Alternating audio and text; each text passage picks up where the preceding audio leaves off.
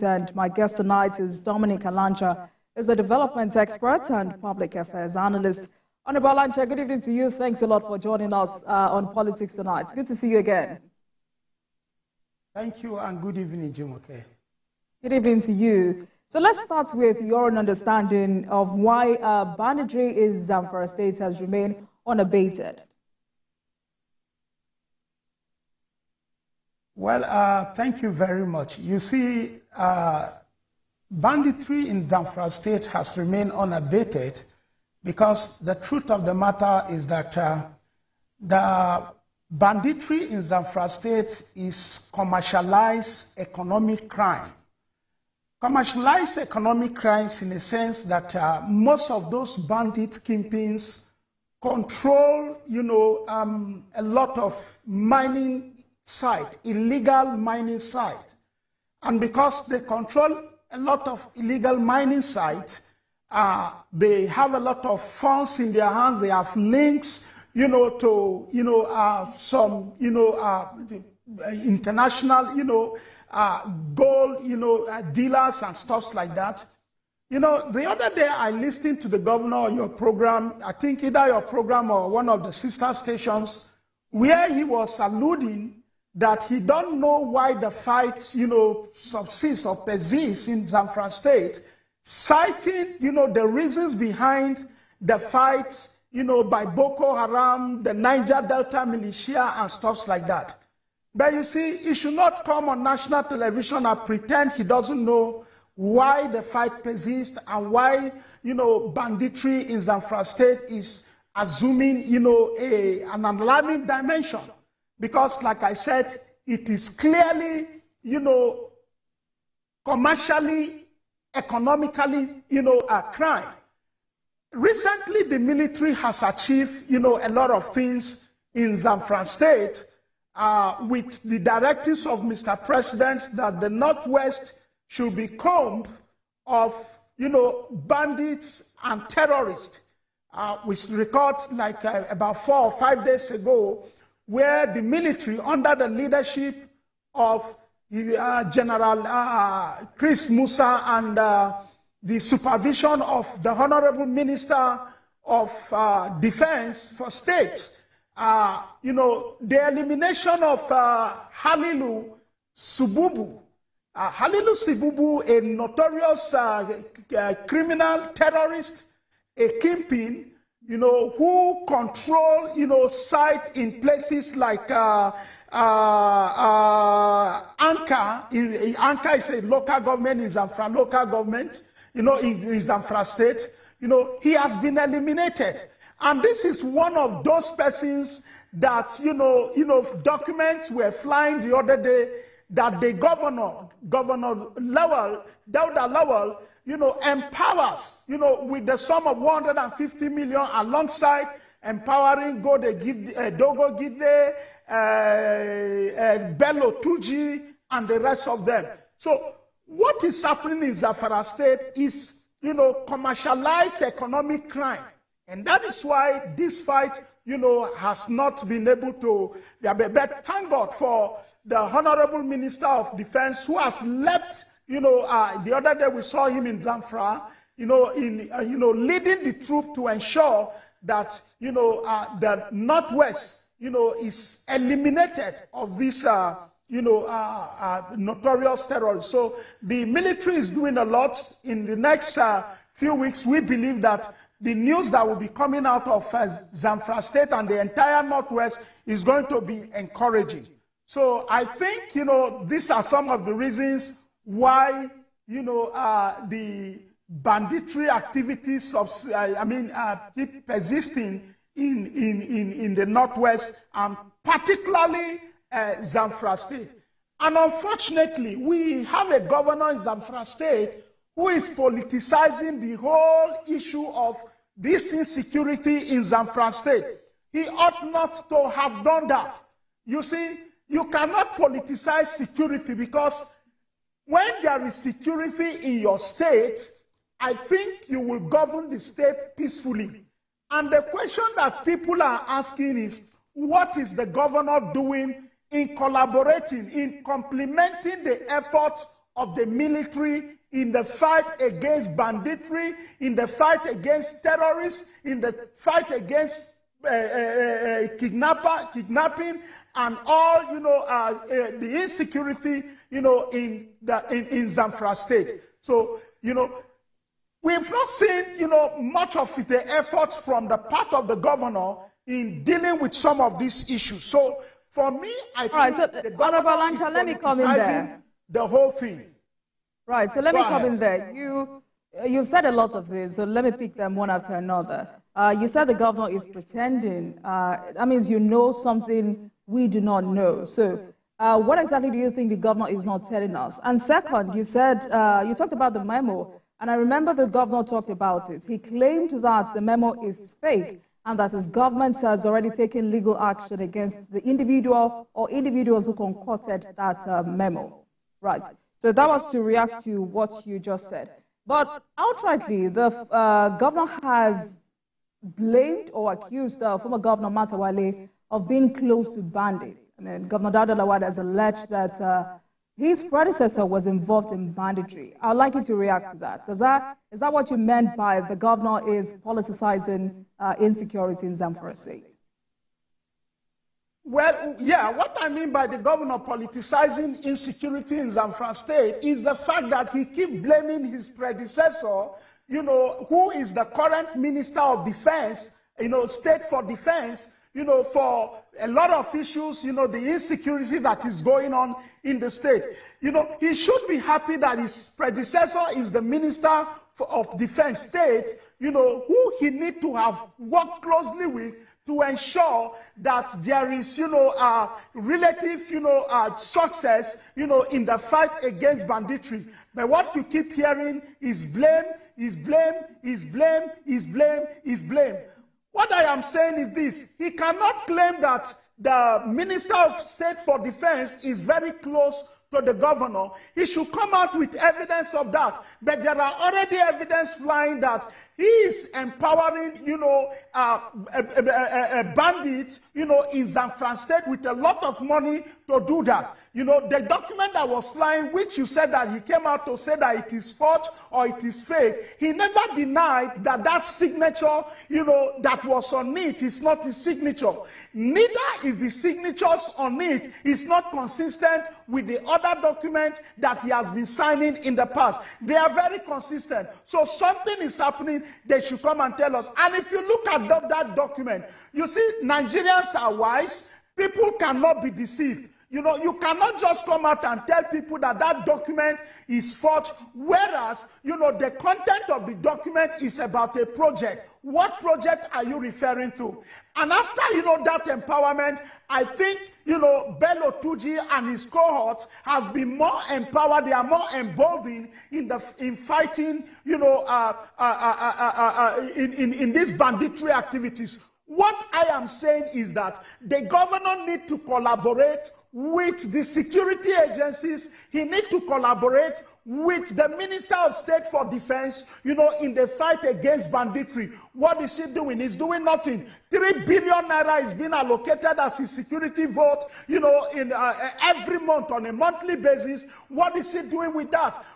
In other states, look at Kaduna State, for example, there is relative peace because of, the collaboration of the governor. The support the governor is giving to security agencies and even local vigilantes and not local security agencies that have volunteered, to fight, this bandit. In Zamfara State, the story is different. What we keep hearing is Matawale this, Matawale that. I think Matawale cannot, ordinarily he should have come out to respond to him, but it's too junior for him to come out and respond to. He was his former aide, after all. He cannot respond to him. So what I am saying is that Dauda should collaborate with the military and other security agencies to ensure that there is peace in the state, given, the resources that is accruing to the state as security vote is enough to use, in collaborating with, with the military and other security agencies,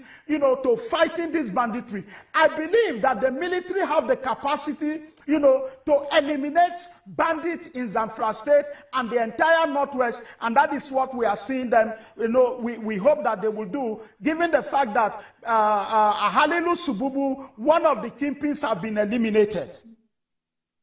Talking about whether or not the former governor should respond to the allegation raised by the current governor. For the purpose of transparency and accountability, would you not advise the minister to clear his name for the purpose of transparency and accountability? Especially because these allegations have been on for too long. There is no issue, behind, there is no allegation about clearing his name or not clearing his name. The truth of the matter is that we are seeing his activities. During the time of Governor Matawale, we saw the activities, of banditry in Zamfara State being curtailed. For almost 2 years, they enjoyed peace in Zamfara State until this governor came on board. During the time of Matawale have never shied from it, that he negotiated with bandits, and it's not a wrong thing to negotiate with them. In other, claims, Israel and is it Gaza? They negotiate in exchanging prisoners. U.S. and Iran, they do all of that. So what I am saying is that there is no allegation weighty enough, around the Minister of Defense that will warrant him to come and respond to his former aide, the Governor Dauda, Lawal, on this issue. So there is no issue about that at all. What I am saying is that the governor, is the governor that need to clear his name. This is a man in a sane climb. He wouldn't have been the governor. You remember the case of the Zani, Allison. He was the hingeman, the front man, in that issue. And up till date, he has not been able to clear his name. I think we, the young people, we should begin to advocate that governors, should strip themselves of their immunity, because they continue to use this immunity clause, to perpetuate, criminality in their state, to shield criminals in their state, and stuff like that. Look at even what is happening in Kogi State and all of that. So it tells you that this immunity that some of these governors enjoy, they do not, they do not merit it. Honorable Alancha, Governor Dauda Lawal had always lamented that despite all efforts by his government to end these criminal activities in the state, bandits continue to have a field day in several council areas. And according to reports, you said he has not been doing anything, but according to reports, in January, he inaugurated over 2,000 community protection guards.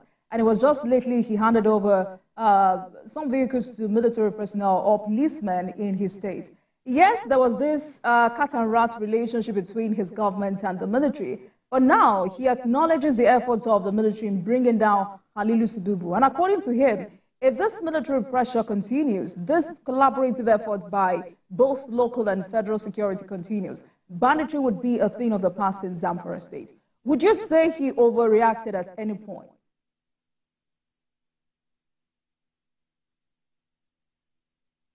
Well, what I can say is that, in terms of emotional intelligence, he's not able, he lacks emotional intelligence. And the truth of the matter is that you don't allow your emotion to overwhelm you, when it comes to issues like this, especially the issue of security. And that is why I keep saying that these security issues, not only in Zamfara, but in Nigeria, we must not allow a situation where people will begin to politicize security. It is not acceptable. It will not help us. It will not, help the military in delivering results. Because when you are supposed to collaborate with them, you are looking at it from a political angle and stuff like that. And what is happening is clearly political because, the governor, has politicized. He has, in fact, the issue is about 2027. and the issue is about, the illegal mining, that is going on in Zamfara State.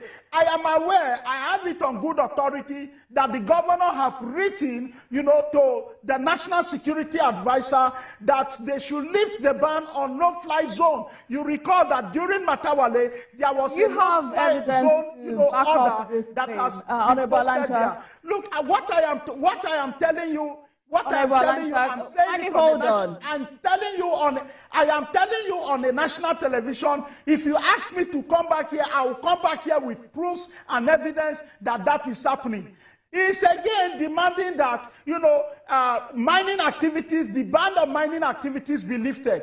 So what we are saying is that the governor should collaborate with the military, whatever strategy they have adopted, by putting in place on ground, he should go with them and support them so that we can have a safe Zamfara State for Zamfara citizens.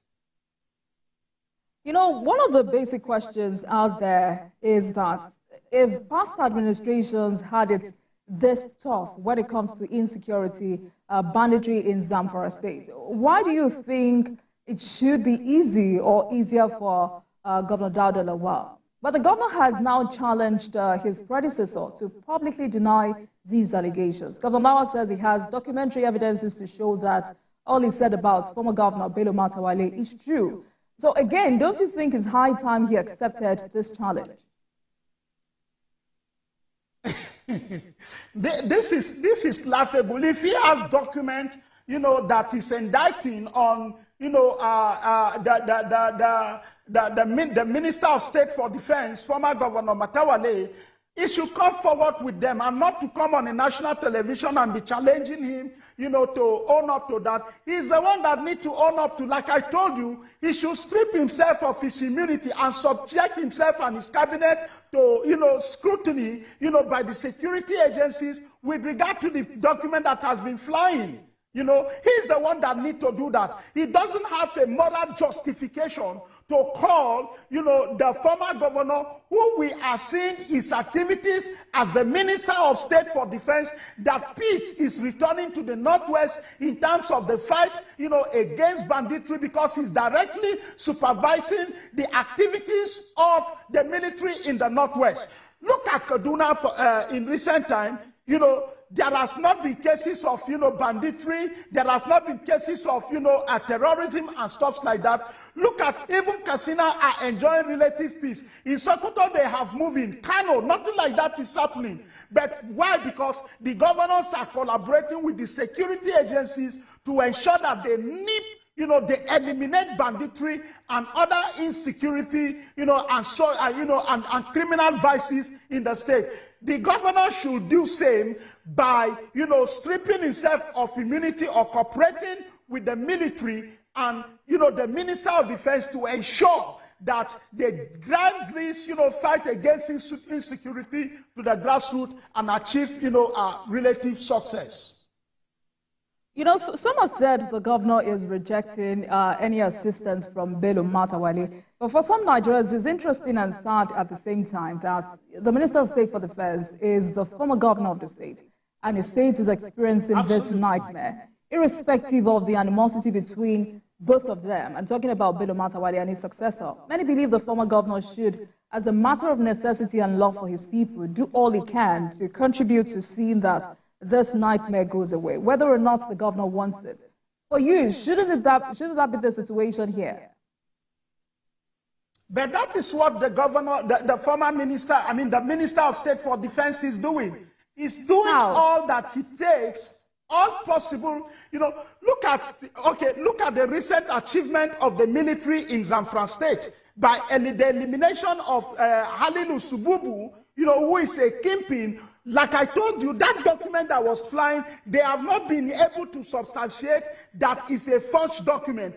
And in that document, Sububu was one of the beneficiaries. In that document, we saw people that are critical, that have a critical view, a negative view about this government, the likes of Jackson Nude, the likes of Sahara reporters, and others being paid huge amount of money to criticize, to do propaganda, against the military and against, the activities, the efforts that the Minister of State is putting up and stuff like that. So what I am saying is that the former governor is doing everything humanly possible to ensure that banditry is a thing of the past in Zamfara State. The person that needs to be called on to cooperate with the military, to give, cooperation and support, to ensure that they achieve relative success, or the operation to eliminate banditry in Zamfara State is eliminated, is successful, is the governor, Governor Dauda Lawal. He's the one that needs to cooperate with the military to ensure that that happens. But you see, like I said, the military is doing its best, and they will continue to do their best under the leadership of General Chris Musa and the supervision of the Honorable Minister, of Defense for State. The governor also said it on Politics Tonight that he would only respond to, or publicly respond to, Bello Matawalle because it needs him to tell the world about his relationship with Musa Kamarawa, who is an associate of Bello Turji, who came out to say a lot about Bello Matawalle's alleged involvement with bandits. He also said there is another individual, Ado Zuru, once again. So once again, do you not think it's high time he comes out publicly to clear his name? I told you that there is nothing indicting for him that will warrant him to come out. But look, let me tell you, there is a man called Bashir Hadeja who was recently arrested. It's a very close, he runs things with the governor, and he said a lot, and very soon, and in no distance time, we are going to be exposing some of the things he said. That some of the things he revealed. So what I'm saying, Bello Matawalle, will not stoop too low to respond to his former aide because he has nothing substantive against him, that will warrant, his response. He will not do that. I am now responding to him on his behalf. Take that from me. There is nothing indicting on Governor Matawalle over whatever, allegation that, the governor is, alleging, on him. So for me, the fight against insecurity, banditry, terrorism, and other criminalities in the Northwest and particularly Zamfara State is gaining traction, but we are calling on the governor to cooperate so that Zamfara people can be free of banditry attacks. Farmers can go back. Look at Niger State. In Niger State today, they have returned to their farms. They are farming. My friend, who is a priest in Niger State, called me to allude to the fact that the military have done their best. The governor is cooperating with the military, and they are recording a lot of success. This year, most people that didn't go to their farm has returned to their farm. The buck is on the table of, of the governor to cooperate with the military, to achieve, success in the fight against banditry in Zamfara State.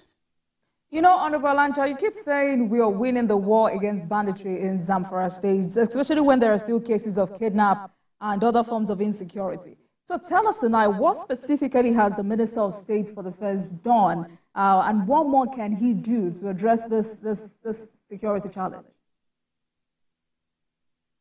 Well, like I told you, you can see that the boots of ground, there are a lot of motivations. Because what the military needs to, especially boot on ground, to fight these people is motivation and weaponry. And I can tell you authoritatively that that has been taken care of. If you look at, what is happening in Zamfara State in recent time and the Northwest in recent time, you could see that the boys on ground, the boots on ground have been properly motivated. They have the motivation. And like I said, I have 100% confidence 100%, trust in the military to be able to eliminate banditry. If Nigerian army can restore peace in Liberia, they can restore peace in Sierra Leone and other African countries, they can do it in our own land. They can do it in our own country, Nigeria. Zamfara what is happening in Zamfara is not beyond the military. What is happening in Zamfara, they are beginning to record, results. And like I told you, technology is also being deployed in the fight against, banditry in Zamfara State. But I need to debunk one. Key, and we need to understand that there is need for collaboration.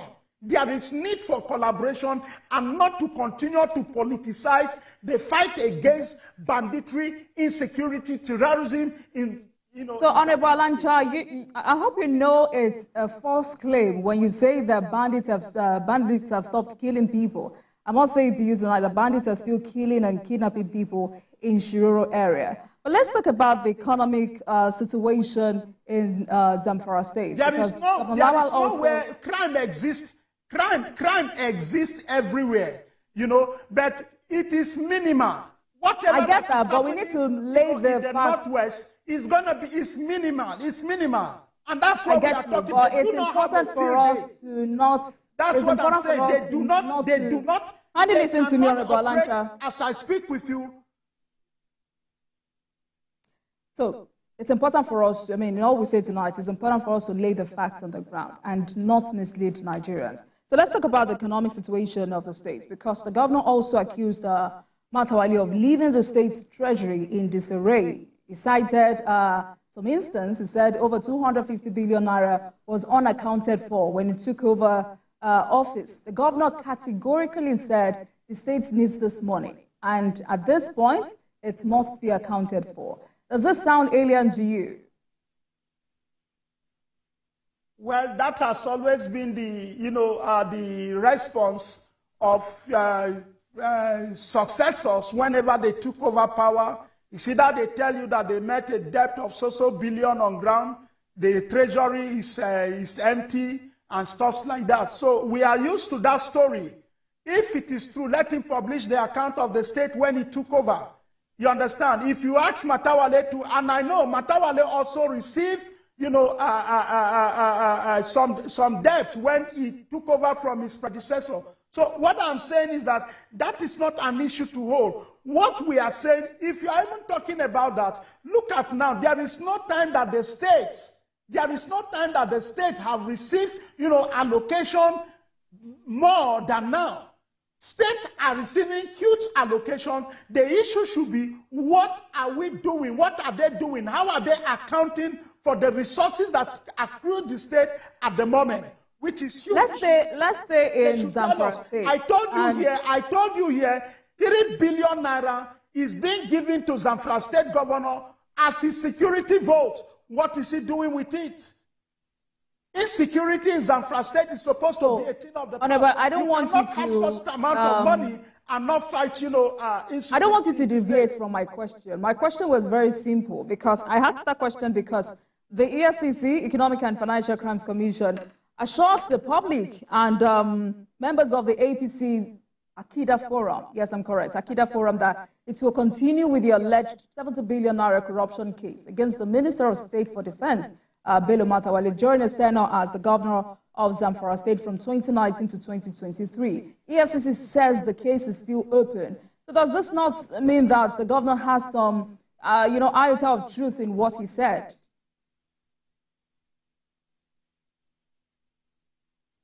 Well, like I told you, it's an allegation. And until someone is proven guilty, you cannot hold him, responsible for that. If the EFCC, have evidence that the minister, should answer for 70 billion naira case, I believe they have a way to go about it. But whenever the governor comes on national television or granting interviews and is mentioning that, you should know that the target is to run down the minister, politicize the whole issues, and then, paint himself as a saint before the people of Zamfara. But Zamfara people can compare, the tenure of Matawale, when he was the governor, and the tenure of, Dauda Lawal, currently with the huge resources that is coming to him in the states. So for me, some members of... it's not an issue.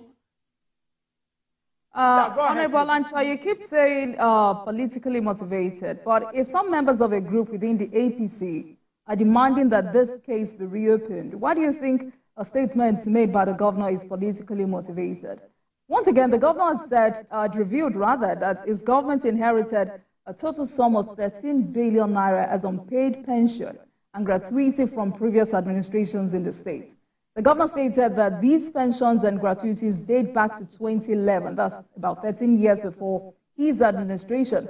So, if you calculate very well, Bello Matawale is not the only one being accused here, because according to the governor, the state is burdened with various accumulated debts, backlogs from the previous administrations, including sectors such as education, electricity, water resources, even health. So if a state is this financially incapacitated, how else do you think a newly sworn-in governor should handle that?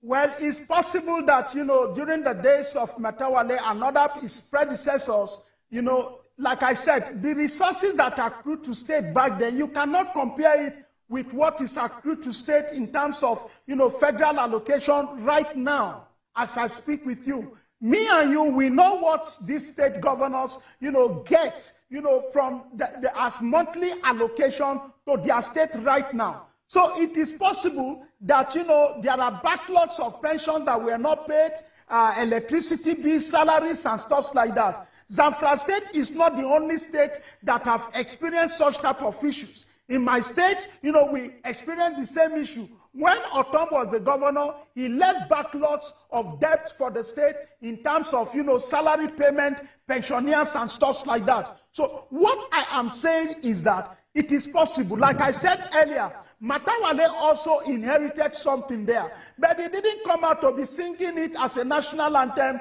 on national television every day. He did something to ensure that he alleviates,